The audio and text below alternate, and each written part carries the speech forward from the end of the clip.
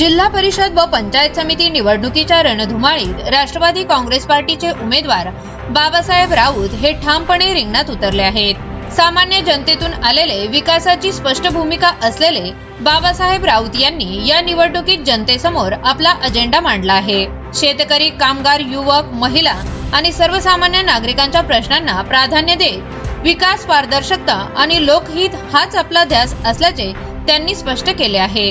गावागावात जनसंपर्क साधत लोकांच्या अडचणी समजून घेत राष्ट्रवादी काँग्रेस पार्टीच्या माध्यमातून भक्कम नेतृत्व देण्याचा निर्धार बाबासाहेब राऊत यांनी केला आहे। नमस्कार, आपण आले वैजापूर तालुक्यातील सूरघाटामध्ये खरं तर पंचायत समिती गणासाठी बाबासाहेब राऊत आपल्या सोबत जोडलेले आहे।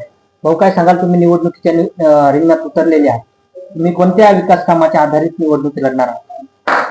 मी सातत्यानं शिवूर परिसराचा आणि शिवूर गावाचा विकासच केलेला आतापर्यंत। आपलं संत शिवाई संस्थान असेल, त्या संस्थांमध्ये मी कमीत कमी 30 ते 35 लाख रुपये आतापर्यंत क वर्गामध्ये आणून विकासात्मक कामं केली। क वर्गाचा दर्जा प्राप्त करण्यापासून तर ते कामं करून घ्यायपासून संरक्षण भिंती असन, भक्तनिवास असन, सभागृह असन, तर असे कामं मी तिथे, पाण्याची टाकी असन, तर असे कामं त्यामधून मी केलेले। आणि शंकर स्वामीचं 2008 ला मी महाराष्ट्र राज्याचे माजी मुख्यमंत्री, आपले महाराष्ट्र राज्याचे माजी मंत्री जयदत्त अण्णा क्षीरसागर साहेब यांना मी 2008 मध्ये शिवूर गावामध्ये आणलं होतं। तर त्यावेळेस 20 लाख रुपयाचं शंकर स्वामीचं भूमिपूजन त्यांच्या हस्ते मी केलं होतं। आणि 2008 पासून मी ते चळवळीत येईल शिवूरमध्ये, आणि मी आतापर्यंत शिवूरला मतं मागितली नाही। मी म्हणजे कामच करीत गेलो ना। आता विकासाच्या जोरावर ही निवडणूक जनतेने हातात घेतलेली। तुमचं गाव खऱ्या अर्थानं या गाण्यामध्ये नाही, परंतु तुम्ही तरी या गाण्यामध्ये निवडणूक लढता। या गाण्यामध्ये माझं गाव नसलं, मी राहायला शिवूरला शे ना। माझं जन्मभूमी शिवूर असेल, कर्मभूमी शिवूर असेल, आणि मी आतापर्यंत बरेच विकास केलेला आहे शिवूर गावासाठी। तेली समाजाचं मंगल कार्य असेल, त्यासाठी 20 लाख रुपये मी आणलेले विधान परिषद आमदार साहेबाकडून। आणि सातत्यानं माझं विकासाची चळवळ चालू होती आणि इथून पुढे पण राहणार अशी। शंकर स्वामीला आणली 20 लाख रुपये क वर्गामध्ये कामं झाली। संत शिवाई मातेला आणली 30 लाख रुपये, त्याचे कामं झाले क वर्गामध्ये दर्जा। तुम्ही बघा आता काम दिसल। आणि आता जे 2 मुद्दे माझे, संत बैनाबाई मंदिर असेल, तर संताबाई बैनाबाई मंदिराला सुद्धा आता क वर्गाचा दर्जा प्राप्त झालेला आहे। तर क वर्गाचा प्राप्त म्हणजे 60 लाख रुपये भेटणार आहे आता। आणि रुद्रेश्वर आश्रम भोलीगिरी महाराज गोंदगावचं, तर त्याचं सुद्धा क वर्गामध्ये मी आणलेलं आहे। आणि त्या मंदिराला सुद्धा तीर्थक्षेत्र विकास मध्ये 60 लाख रुपये भेटणार आहे। तर हे काय करणं सोपं नाही, हे लगेच कागद गेला मिळतो असं नाही। याला 6-6 महिने खेट्या मारा लागतात शासनाच्या, आपल्याला चपला घसून जाते तिथे, सोपं नाही।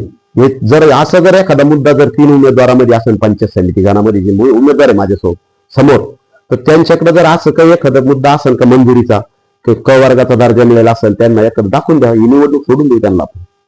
बद्दल सांगायचं ठरलं तुम्हाला, सप्याबादवाडीमध्ये 1ली ते 8वी शाळा आहे। तर 1ली ते 8वी शाळेला जिल्हा परिषद शाळेमध्ये, जिल्ह्यामध्ये नंबर 1ची शाळा सप्याबादवाडी माझी आहे। तर शिवूर आणि सप्याबादवाडी एकच आहे। शिवूरचे 80% विद्यार्थी सप्याबादवाडी शाळेत आहे। तर त्या शाळेकरताना सुद्धा मी 60-70 लाख रुपये निधी आणलेला आहे वेगवेगळ्या याच्यातून। आणि ती शाळा बघा तुम्ही कशी आहे। तर तसं माझं शिवूर शाळेच्या बाबतीमध्ये माझं विजन राहणार आहे का शिवूर शाळा कशी नंबर 1 होईल, शिवूर शाळा कशी नंबर 1 होईल, 1-2 कोटी रुपये कसे आणता येईल तिला, तर हे माझं विजन राहणार आहे।